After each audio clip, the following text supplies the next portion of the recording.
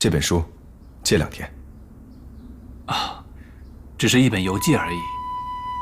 若殿下喜欢，便拿去看吧。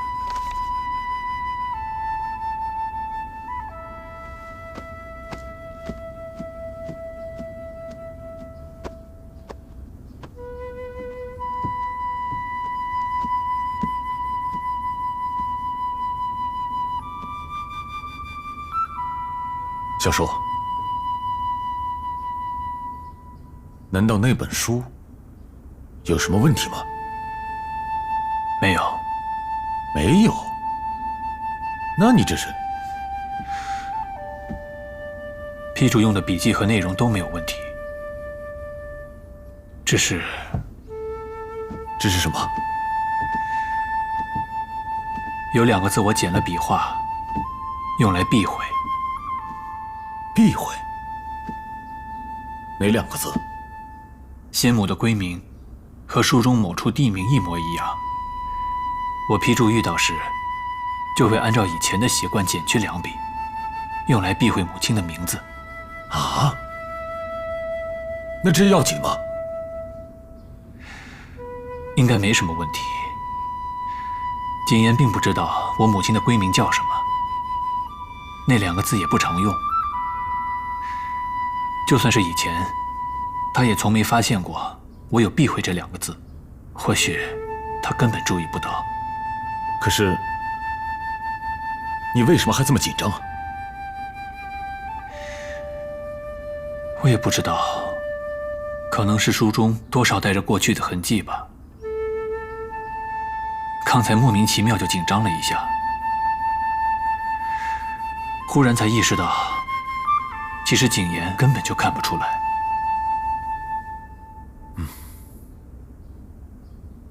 我看靖王也是以为你一时走神罢了，没有起什么疑心。放心吧，都是小事情。的确是小事。莫大哥，溧阳公主府那边如果有什么情况，你要马上来告诉我。你这个人，什么事情都要管。你就算是灯油，也不能这般熬法。本来是无辜之人，却因为我……小叔，你要再这么说，我可就真生气了。是。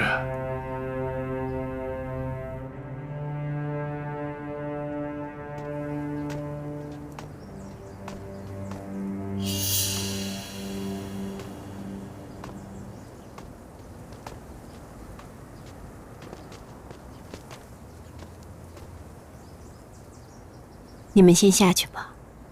是。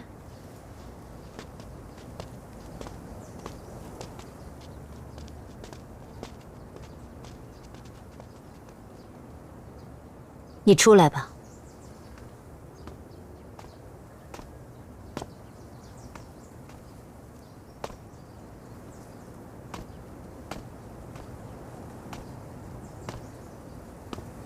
长公主。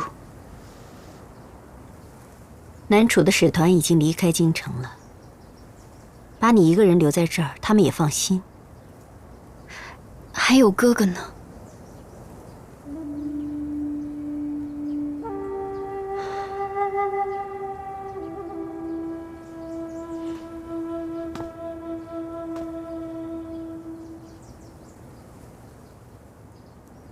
你知道，如果我撵你走，你是不能待在这儿的。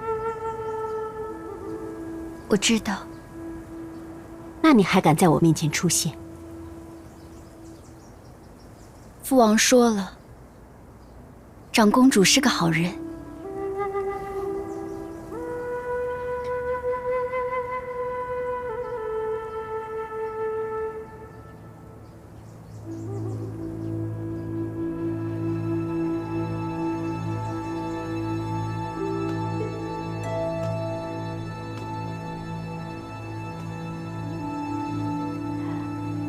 我一直不想让你带景睿走，你知道为什么吗？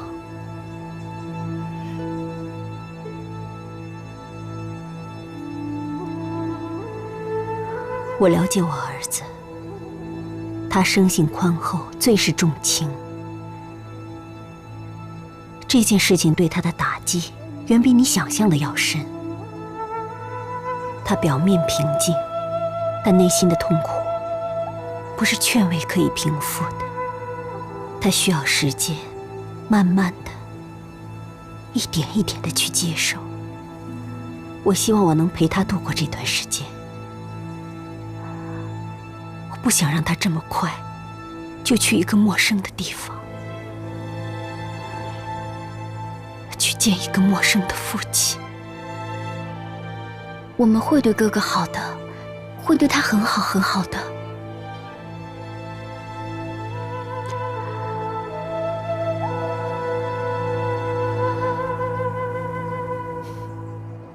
四姐，你看，知道这是什么地方吗？像是某个富贵人家的后门吧。要说起此处的主人，其实也并非高官显贵，而是无爵无职的一介白衣。他买下这座宅子不过半年之久，可现如今在京城里，只要提起苏宅二字，就已经无人不知了。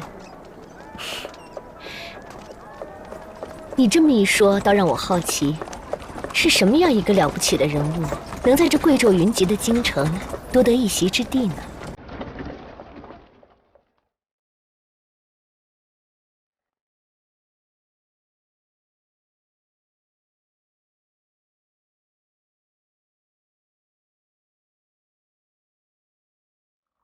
既然这位梅宗主也是誉王的谋士，那他与你有何冲突？你叫我攻破他，是想知道些什么？四姐，请。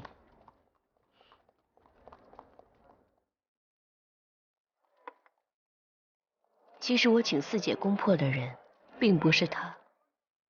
这位苏先生高深难测，绝非声色所能动的。那你叫我来这里？四姐稍安。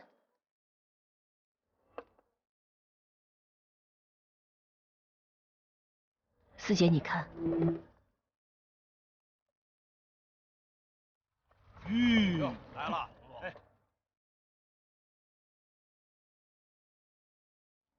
还得加菜，看清楚了吗？就是他。你说那送菜的汉子，这人有什么奇怪吗？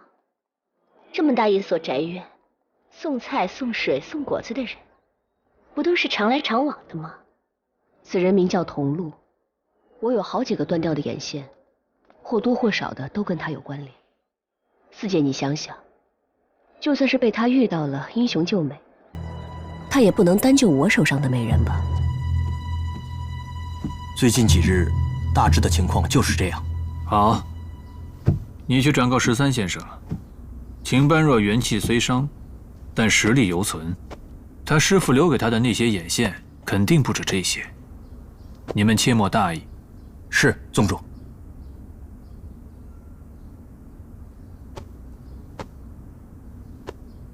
还有别的事吗？还有一个消息，听说萧大公子决定要去南楚了。什么时候？就是今日。知道了，你去吧。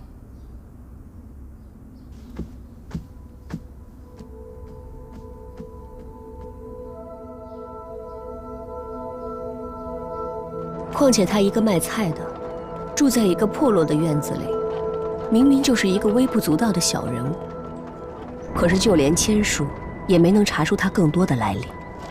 而他平常常常去的几个地方当中，竟然还有苏宅。再想起以前的种种，怎么能让我不心惊呢？你确认苏宅与洪秀昭败落一事有所关联？千叔说，苏宅就像是一个表面平常、内里无底的沼泽，根本就无法接近。若是他能有所进展，我又何必惊动四姐你呢？你怀疑这个童路是梅长苏手下的人，而你目前的这个危机，都是梅长苏一手造成的。秘书，我先走了啊，辛苦了，能来啊？哎，好，就。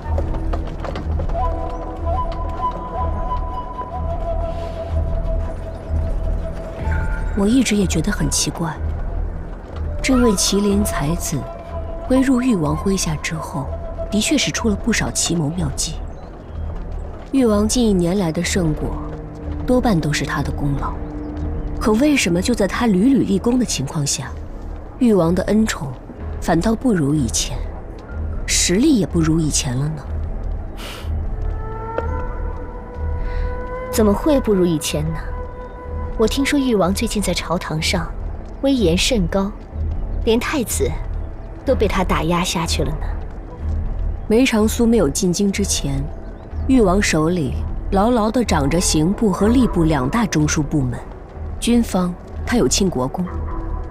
可是现在他有什么？2手空空，一个虚架子罢了。所谓的朝堂威风，不过是太子示威反衬出来的。细细纠察，没有半点扎实的根基。得麒麟才子者，可得天下，难道是这么个得法？这些话，你可以去跟誉王讲啊。誉王，自从我屡次出错之后，誉王对我的信任就已经大减。再说，这位苏先生又实在是太厉害，誉王栽的跟头，桩桩件件他都置身事外，谁也没有办法把责任往他身上推。你想，我凭空这么一说，誉王会相信吗？即使誉王起了疑心，忍不住跑去责问他，就凭着梅长苏的深谋巧辩，只怕我还没有奈何得了他，就已经引火烧身了。莫非这位苏先生和你一样，并非想真的帮谁，而是为了搅乱京城的大好局势？两位里边请。好，伙计，来壶好茶。好嘞。我猜不出来，这事儿也不是可以凭空乱猜的。四姐，同路是我现在知道的唯一有望突破的地方，还望四姐你能帮我这一次。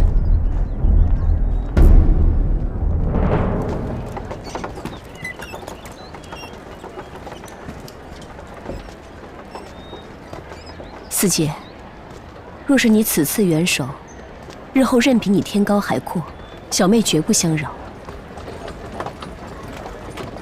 若是我不能成功呢？四姐，同路又不是什么难对付的人，以你的本事，就算他有如铁的心智，也会被你练为绕指柔的。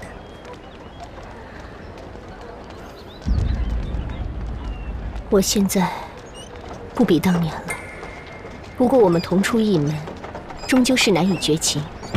我最后再帮你一次，般若，为众姐妹着想，要好自为之啊！多谢四姐。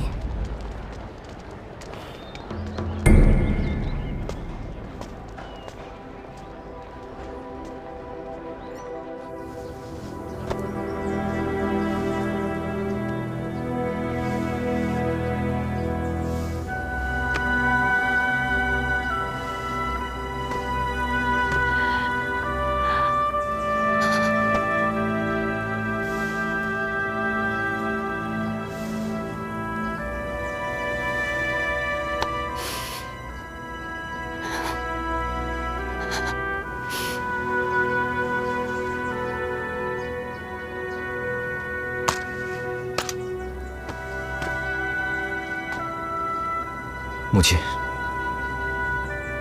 您要多保重。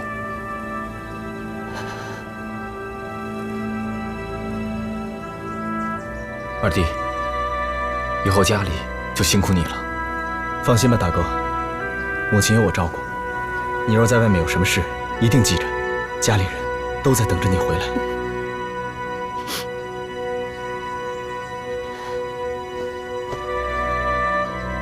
走吧。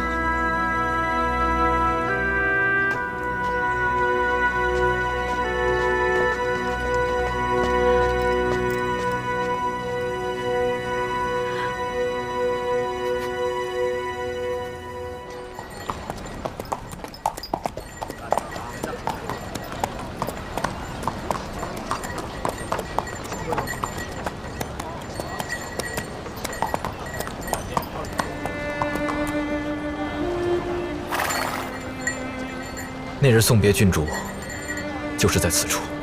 是啊，我向哥哥挑战，也是在此处。现在想起来，恍若隔世啊。哥哥，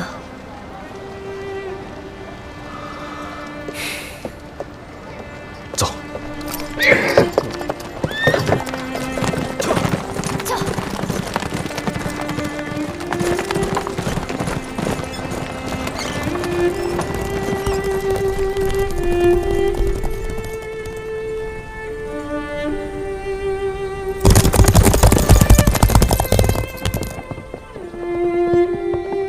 宗主，他们来了。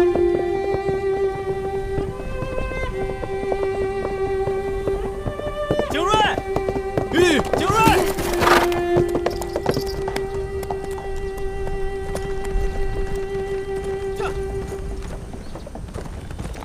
是严公子。景睿，哥哥，我们快走吧。景睿。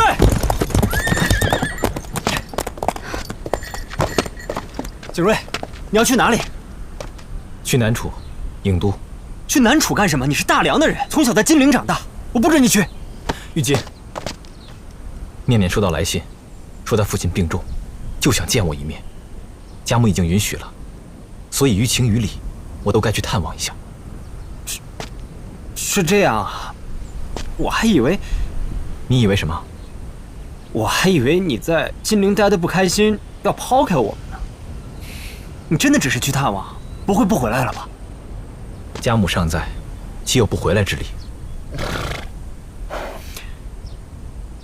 景睿，其实我一直想跟你聊一聊，可是你心情一直都不好，后来太奶奶又去世了。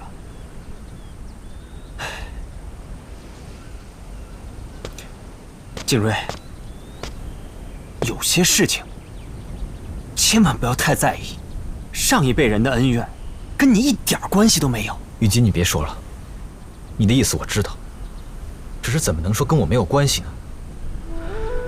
我的父亲、母亲，还有兄弟姐妹，这都是斩也斩不断的关系，何况还有多年的亲情，多年的恩义，这一切不是说揭开了什么真相就能全部抛开的。你要说什么我都明白，我明白。你想劝我想开一点，你希望我还能是以前的萧景睿，这道理我都懂。可是玉姬，真的很难做到。仅仅一夕之间，周围人事已全非，一切都变了。我难道能不变吗？变了又怎么样？我们不是一直都在变吗？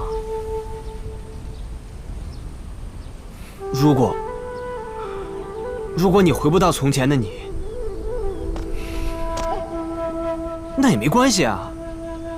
景睿，我只是希望咱们的情谊不变。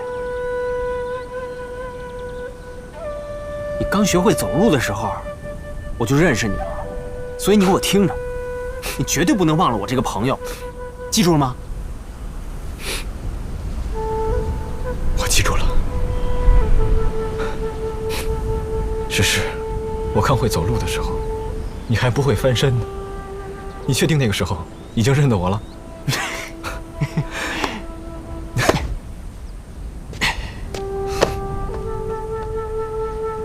世间有多少好朋友，年龄相仿，志趣相同，原本可以一辈子莫逆相交，可谁会料到旦夕惊变，从此以后，只能眼睁睁的看着天涯路远。好朋友不在乎远近，好朋友就是好朋友。宗主和靖王殿下亦是如此。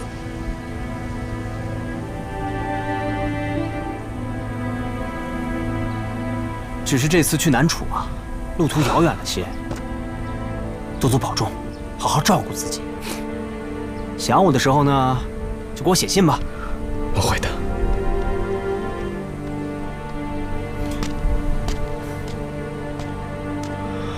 你有景睿这样的哥哥，真是你的福气。好好照顾他。好的。好了，你们上马吧，我看着你们走。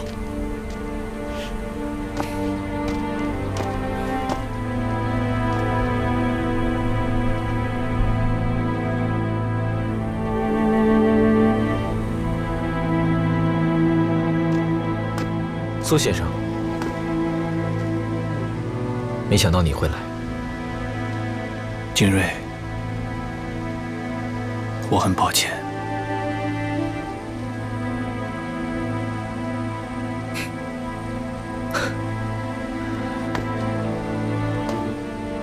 我能怪苏先生什么呢？我母亲的过往不是由你而起，我的出生也不是由你安排。邂逅那些不义之举，都是他亲自所为，不是你怂恿策划的。我能恨你什么？你只不过是双揭开真相的手而已。真正让我痛心无比的，是真相本身。我不会迁怒于你的。可是那天晚上的事情，都是我一手造成的。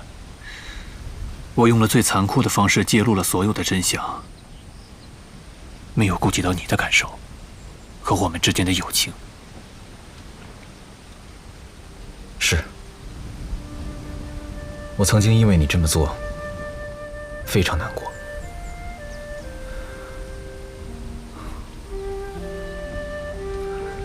可是我毕竟已经不再是一个自以为是的孩子了。我明白，凡是人总有取舍。你取了你认为重要的东西，舍弃了我，这只是你的选择而已。若是我因为没有被选择，就心生怨恨，那这世间岂不是有太多不可原谅之处？毕竟谁也没有责任要以我为先，以我为重。无论我如何希望，也不能强求。景睿，你我相识以来，你对我一片赤诚，可是我却如此待你。我之所以这么待你，是因为我愿意。若能以此换回同样的诚心，固然可喜；若是没有，我也没有什么可后悔的。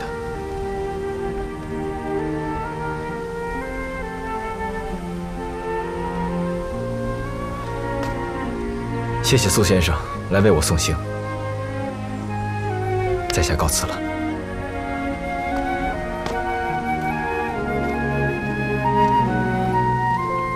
景睿，虽然这世间少有公平，但是我希望你永远可以保持这份赤子之心。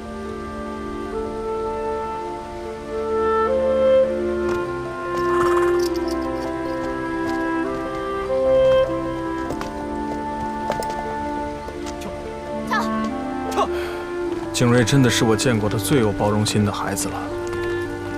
上天给了他这份温厚大度又不记仇的性情，也许就是为了抵消他心中的痛苦。南楚终究也非净土，传我的命令，让诸臣跟过去，尽量照应一下景睿吧。是，宗主，此处风大，咱们也赶紧回去吧。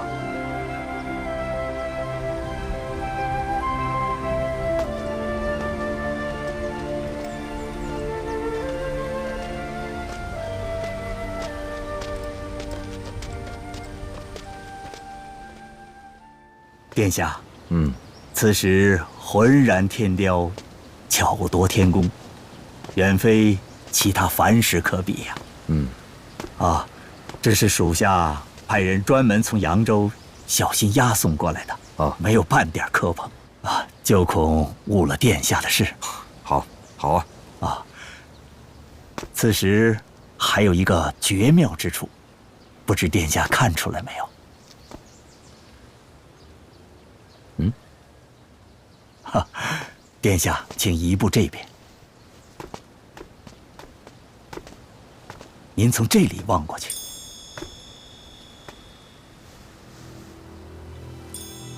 妙啊，真是妙啊！从这里看过去，分明就是一个草书的“寿”字嘛。这块太湖石用作父皇的寿诞之礼，真是再合适不过了。啊，别的不敢说，绝对是压过东宫一头啊！哎，东宫那边准备的什么贺礼，可打探清楚了？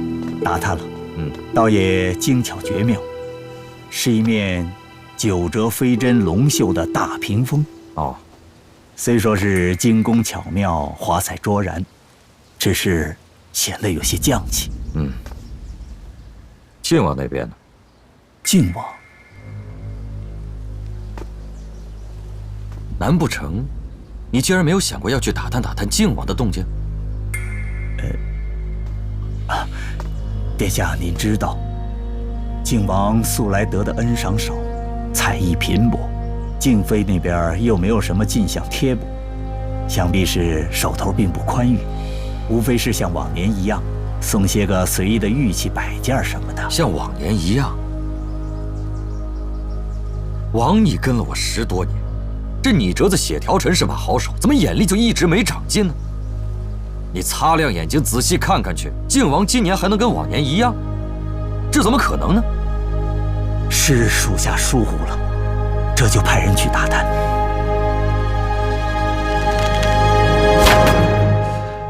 真是把好弓啊！宗主，晋王好弓马，这把弓是为晋王殿下准备的吧？这是我替晋王给皇上选的寿礼。给皇上的？据我所知，皇上是懂些武士，可是也没怎么听说过他也好弓箭之道啊。我想他也不太喜欢。既然不喜欢，那为什么要送这个呀？送礼不是应该投其所好吗？送礼是该投其所好，可是一位受冷落的皇子，又哪来的人脉去打探皇上所好呢？那随便送个什么不就完了吗？这把弓可是宗主您派人精挑细选的，留给晋王殿下多好啊！若是在往年随便送点什么，倒也无妨。可是今年皇上对晋王的恩宠明显加重了，如果一点表示都没有，那就是大大的不妥。可是咱们这位晋王殿下一向清廉，奇珍异宝送不起，这把弓正合适。他是好弓之人，能把自己心爱的弓箭割爱献给皇上，足以表达晋王的一番心意。哎呀，送个寿礼还这么多弯弯绕绕，真够麻烦的。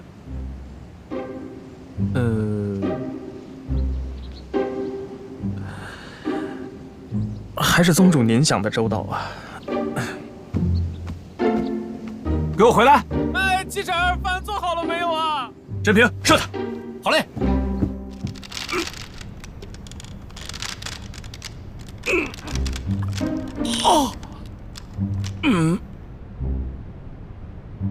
陛下的英武真是不减当年呢。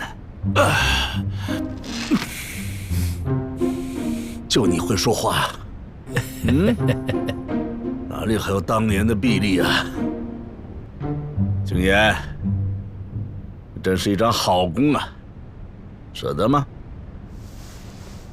当然舍得。儿臣见父皇忙于朝政，试想您闲暇时能松松筋骨也好，只是未曾想过此弓的力过于沉了些，请恕儿臣考虑不周。沉了也好，可以恢复一下臂力啊。等到了猎场，真要跟你好好比试比试。父皇英武，儿臣甘拜下风。你们都有孝心，朕很欣慰。景轩的屏风很精巧，还有景琰的这把弓也不错。但是景桓的太湖寿山石，是最合朕的心意。不枉朕平素对你那么疼爱。多谢父皇夸奖。不过这太湖寿山石再高，也无法表达儿臣对父皇的孝心之万一。儿臣再敬您一杯，恭祝父皇福体安康，千秋万代。好啊。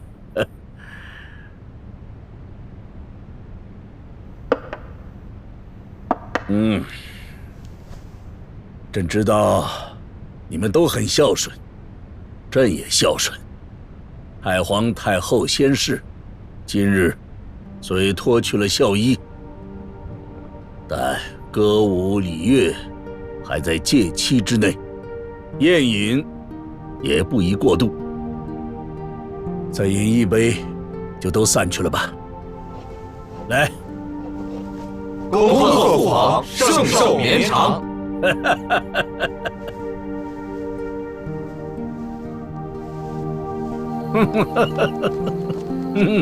因在孝期，臣妾们也不敢装扮，也不能雅乐助兴。陛下的寿诞实在是简薄委屈了。你如今也挺会说话的啊！朕倒是觉得，就这么清清静静的吃着喝着，说着笑着，更显得亲热。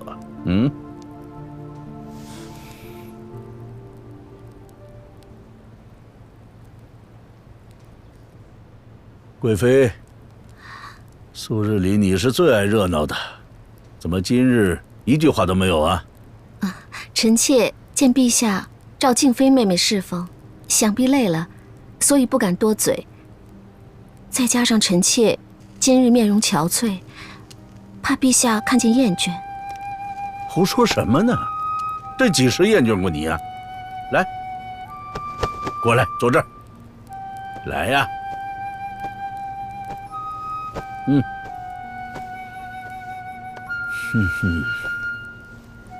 近来瘦了一些，可是身子不适。谢陛下关心，臣妾还好。皇后娘娘也时常关照的。早先看到了景轩，觉得他也瘦了好些，不怎么有精神。他是过于思念太祖母了。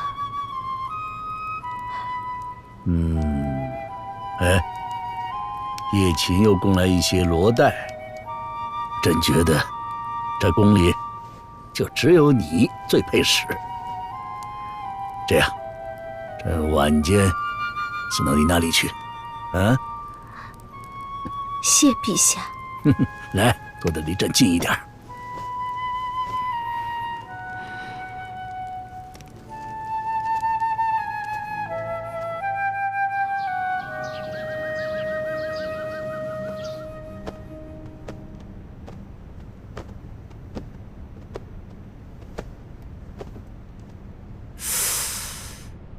该起了。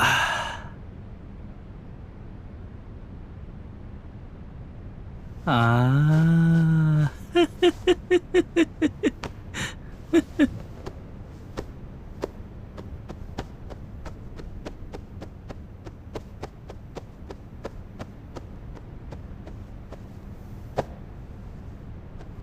陛下，该起了。陛下，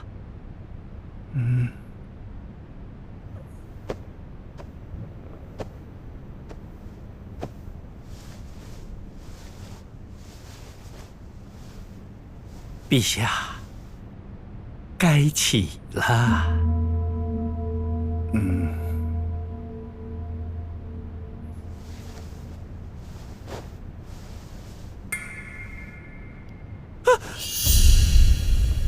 我的妈呀！我的妈呀！来人呐！快传太医！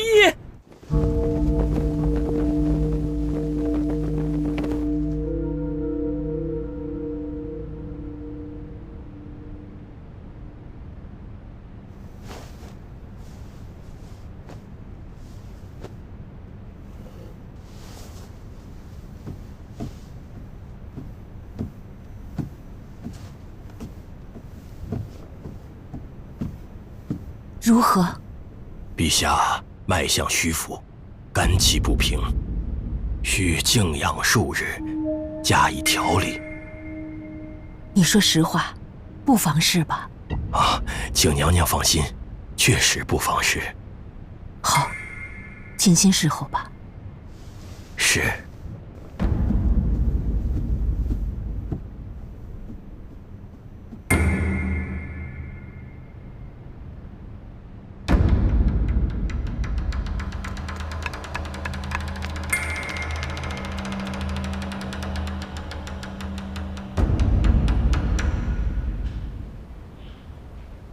给靖王殿下请安。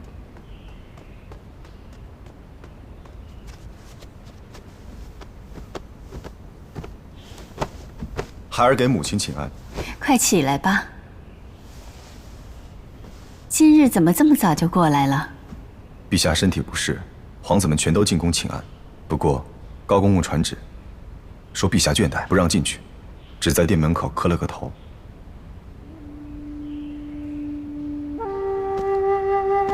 我已经看过陛下，他不过是受诞日累着了，又多饮了些酒，不碍事的，清淡几天就好了。目前情势焦灼，太子还未废黜，陛下没有大病就好。我看陛下对岳贵妃还有余情，寿宴之上也露出复宠之意。苏先生说，宁国侯府内一夜，犹如誉王与太子的一场决战。谢玉战败，东宫便再无回天之理。以太子的性情，难免会再出纰漏，咱们不用管。剩下的事情，就留给誉王去做吧。这位苏先生分析起情势来，还真是有趣。母亲又在做什么？我试着用葛花凝脂给陛下做个甜汤。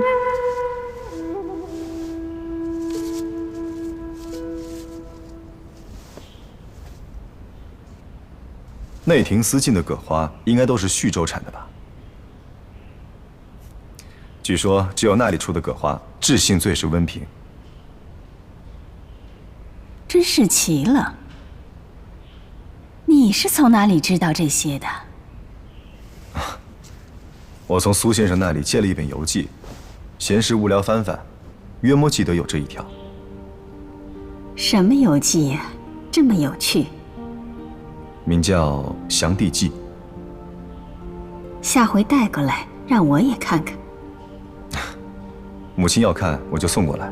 不过当日借书之时，他有些迟疑，想来是他心爱之物，看完可是要还的。既是借的，当然要还。哟，郭兄弟才回来呀？今天可晚了些了啊！我们掌柜的又揽了一家府邸的采买，加送了一趟。生意这么好，回来了，掌柜的该给你加工钱了，可不是吗？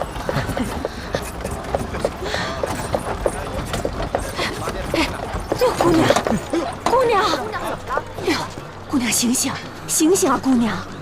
哎呦，你这是怎么了？怎么了，姑娘？我没事，哎呀，没事。哎呀，哎呦，你看看你，连站都站不起来了，还说没事呢。你家住哪儿啊？我们找人送你回家。我家在兗州。哎呦，兗州那可远呐！你跟那个人家到京城来干什么呀？家里遭了荒，我是来这儿投奔我姑母的。那你姑母家在哪儿啊？说是在下四街姓邱。下四街。姓邱，莫不是卖糖水的邱妈妈？哎，童路，别走啊！邱妈妈住你家隔壁，你送姑娘过去吧。啊，是啊，送一趟吧。